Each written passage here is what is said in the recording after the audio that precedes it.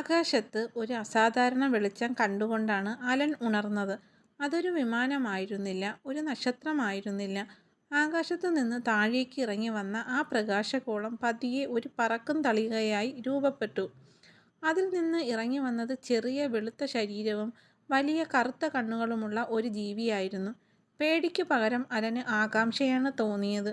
ആ ജീവി അലൻ്റെ അടുത്തേക്ക് വന്ന് അവൻ്റെ മനസ്സിലേക്ക് നേരിട്ട് സംസാരിച്ചു. "ഞങ്ങൾ സമാധാനത്തിനായി വന്നവരാണ്. നിങ്ങളെപ്പോലുള്ള മനുഷ്യരെക്കുറിച്ച് പഠിക്കാനാണ് ഞങ്ങൾ വന്നത്." ആ ജീവിയുടെ മനസ്സിൽ നന്മ മാത്രമാണ് അലൻ കണ്ടത്.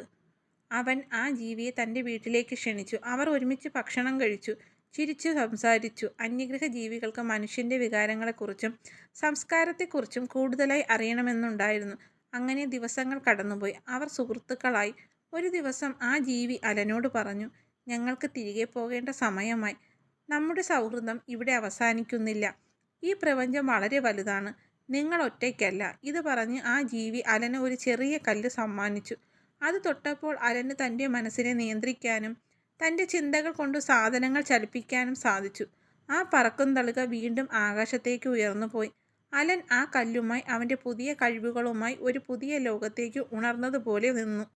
അന്യഗ്രഹ ജീവികൾ എന്നത് പേടിക്കേണ്ട ഒന്നല്ലെന്നും അവർ സൗഹൃദത്തിൻ്റെയും സ്നേഹത്തിൻ്റെയും ദൂതന്മാരാണെന്നും അവൻ തിരിച്ചറിഞ്ഞു. അവൻ ഉറപ്പായിരുന്നു, ഒരു നാൾ ആ സുഹൃത്ത് അവനെ കാണാൻ വീണ്ടും വരുമെന്ന്.